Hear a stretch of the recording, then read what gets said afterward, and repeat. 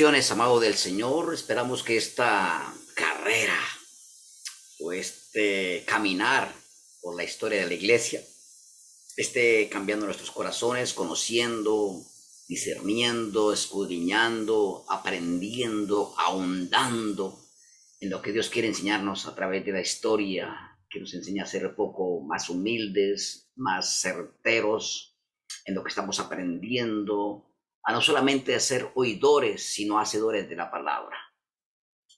Hoy entramos en algo muy importante que es la conquista y la reforma. Y esto va desde la caída de Constantinopla hasta los fines del siglo XVI, 1600. Como bien lo indica el nombre que hemos puesto a este periodo, durante él tuvieron lugar dos episodios bastante importantes en la historia del cristianismo. Primero, el descubrimiento y conquista de América, y segundo, la reforma protestante. Aleluya. Ahora sí, más de uno dirá, pastor, ahora sí ya que queremos escuchar lo que nos tiene para esta clase, pero me tocaba que estudiar las otras clases para poder entender hasta dónde hemos llegado a la reforma protestante. El descubrimiento y la conquista son bien conocidas, aunque rara vez pensamos en ellos como parte de la historia de la iglesia. Pero lo cierto es que en un periodo de escasamente 100 años, las naciones europeas se derramaron por el resto del mundo y especialmente por América, y que a causa de ello se multiplicó enormemente el número de los llamados cristianos. Esto es parte de nuestra historia, ha dejado su huella en nuestro modo de vivir la fe y por lo tanto debemos estudiarlo. La conquista de América comenzó precisamente al mismo tiempo en que bajo Isabel y Fernando, España comenzaba a surgir como una potencia europea. Inmediatamente después del primer viaje de Cristóbal Colón, se comenzó a organizar la empresa colonizadora mediante una serie de bulas o decretos papales. También casi inmediatamente en el 1511 empezó la protesta contra los abusos que se cometían.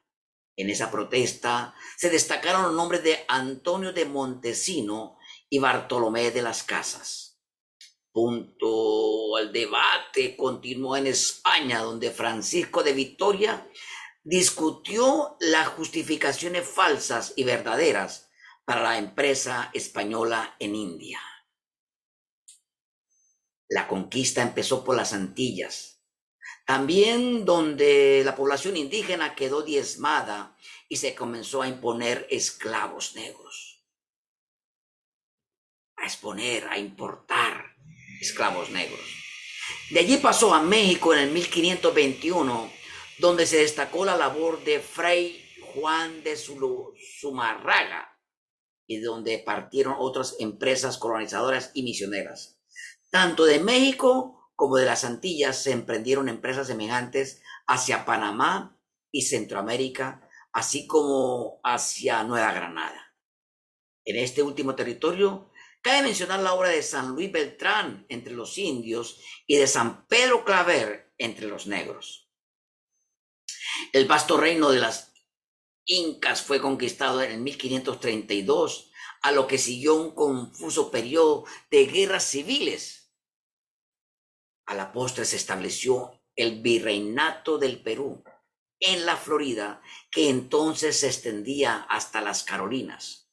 Los españoles chocaron primero con los franceses y luego con los ingleses. El virreinato de La Plata fue el último en organizarse. En sus fronteras tuvieron lugar las serie de misiones de los jesuitas en el Paraguay. Al mismo tiempo que se llevaba a cabo esta empresa española, había también expansión colonial y misionera hacia el África, donde los portugueses se establecieron en el Congo, Angola y Mozambique. Luego continuaron hacia Asia, donde se distinguió el misionero jesuita Francisco Javier.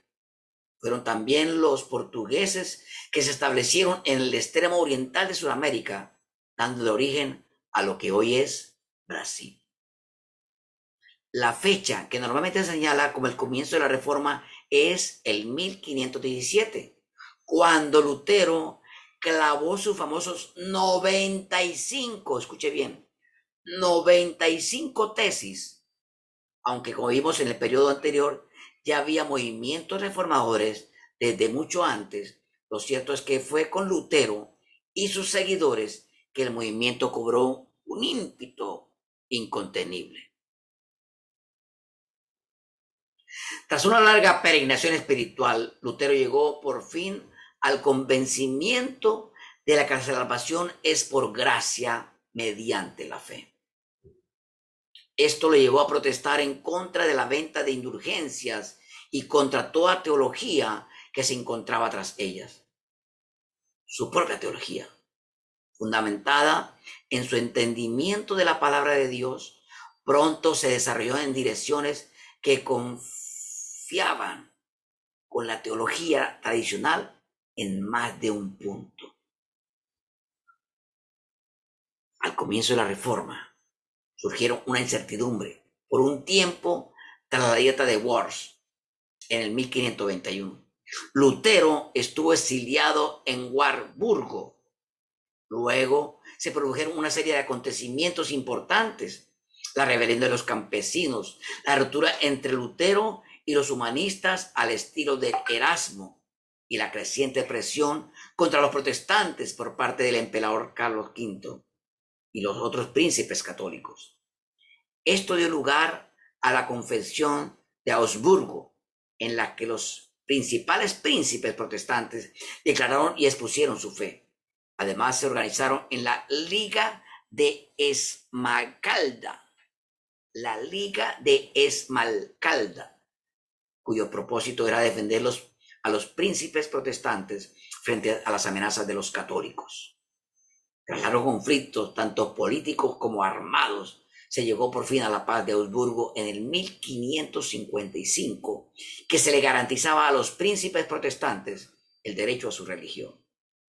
Ya para entonces Lutero había muerto en el 1546. Su principal sucesor fue Felipe Malcontro, el más moderado del gran reformador.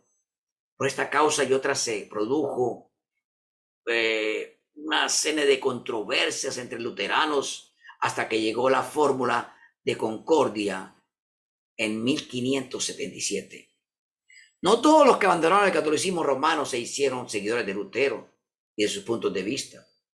Pronto surgió otro movimiento en Suiza bajo la dirección primero de Ulrico Zwinglio y luego de Juan Calvino, que dio origen a las iglesias que llamamos reformadas y presbiterianas.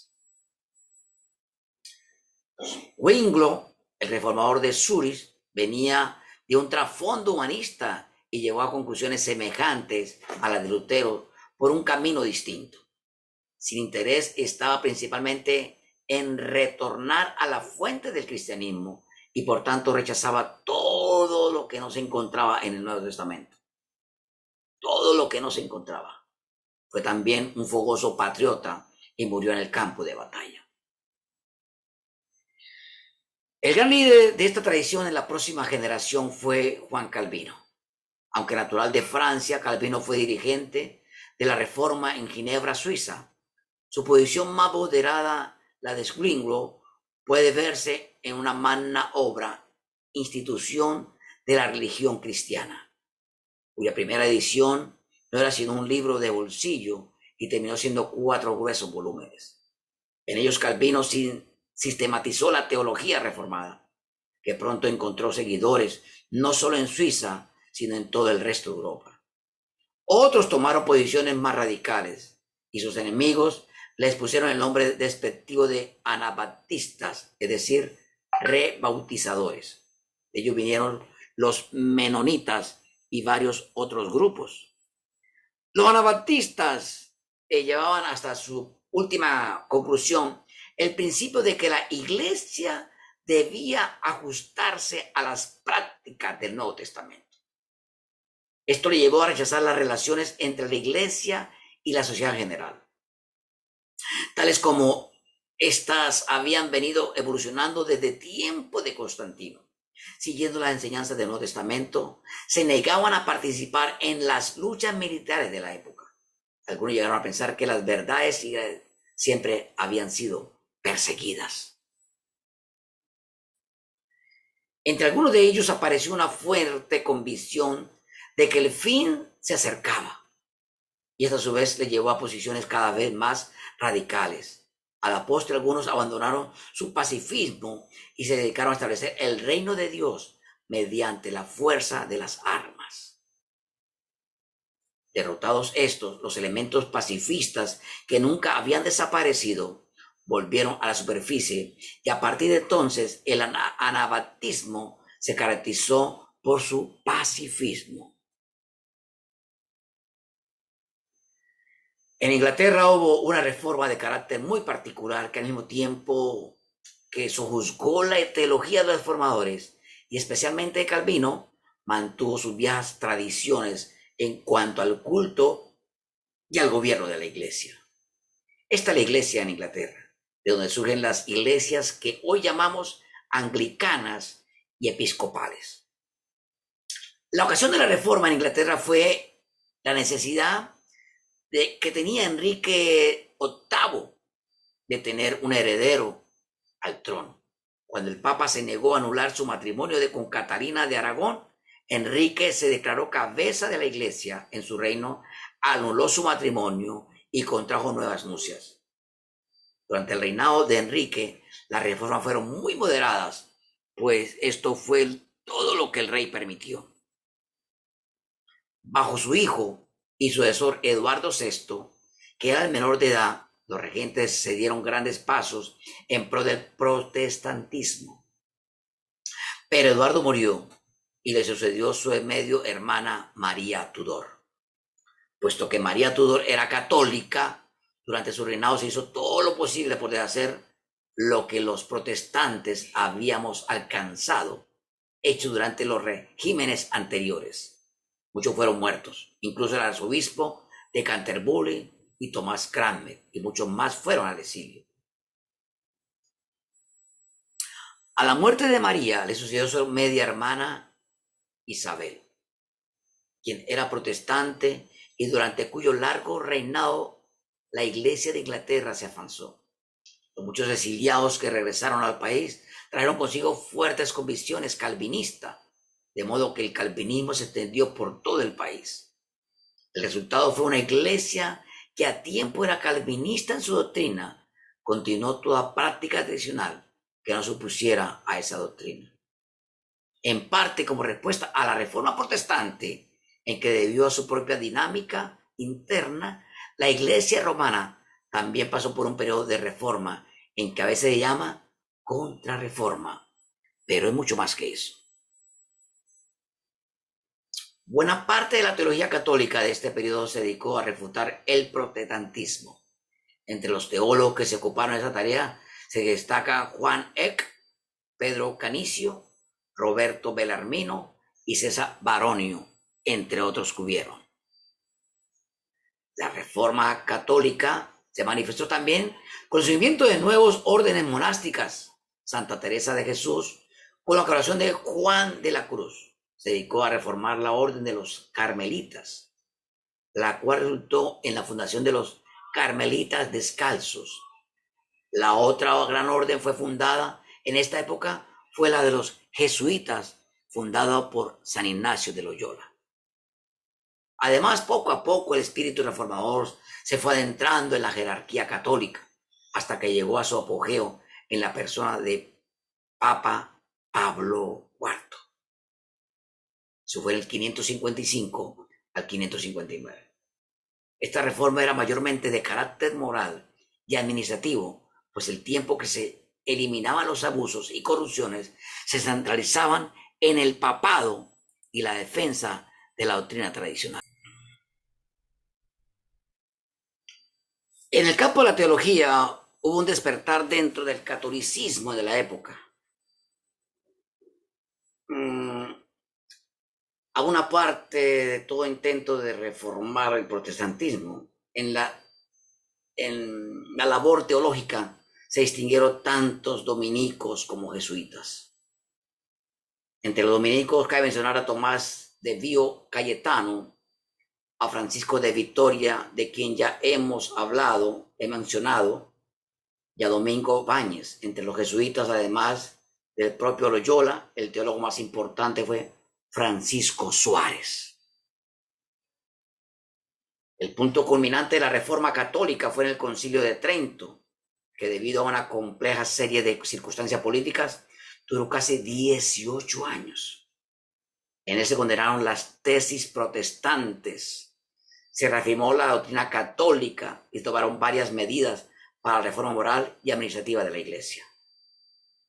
Por otra parte, aún después del Concilio de Trento, la cuestión de la relación entre la gracia y el libre albedrío que se había planteado en la polémica antiprotestante no quedó resuelta dentro del catolicismo.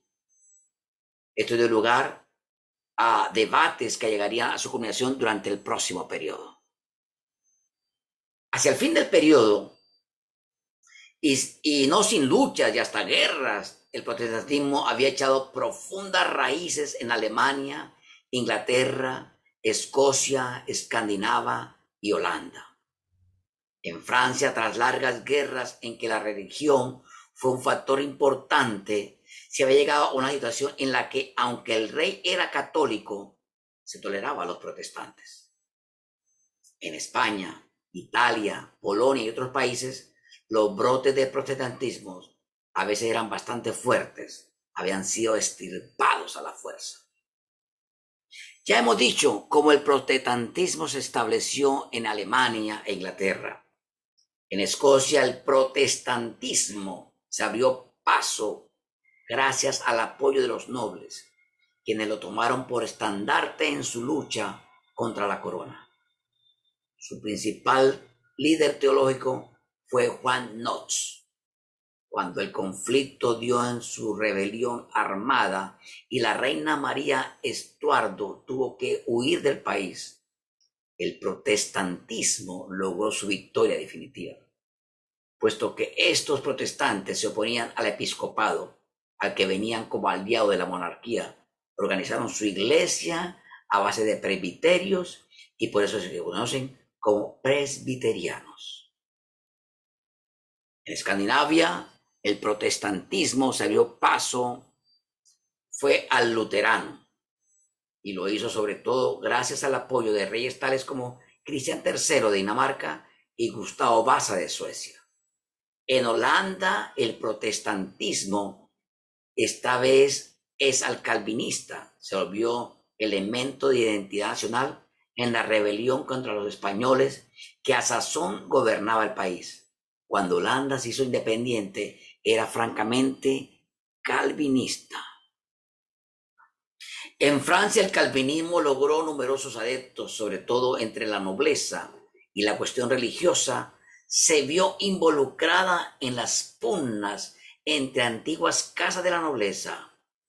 En el 1522 se produjo la matanza de San Bartolomé, en la que murieron miles de personas. Nombre de la que se le da a Francia a los protestantes, hugonotes. Luego vino una guerra civil de la que salió vencedor, y el rey IV, quien antes había sido protestante, aunque Enrique se declaró católico, les concedió ciertas libertades y garantía a sus antiguos correligionarios. Por último, aunque no podemos seguir el curso del protestantismo en todos sus países, sí es importante señalar que en España hubo un fuerte movimiento reformador que a la postre fue aplastado por la Inquisición. En ese movimiento se destacaron, entre otros, Juan Valdés, Casiodoro de Reina, Cipriano de Valera, entre últimos traductores de la Biblia en el castellano. Pero en los siglos XVII y XVIII, durante este periodo, los fuertes convicciones religiosas de diversos grupos, especialmente de católicos y protestantes, llevaron a cruentes guerras, en algunos casos diezmaron la población en Alemania y buena parte de Europa tuvo lugar la Guerra de los 30 años, 1618-1648, posiblemente la más sangrienta que Europa había visto desde entonces. Amigo y hermano, eso estaremos hablando en la próxima clase. Y estaremos hablando acerca de esto, de lo que sucedió durante esa guerra en el periodo de la Iglesia, donde Francia se abandonó a la anterior política de la tolerancia. Dios me lo bendiga.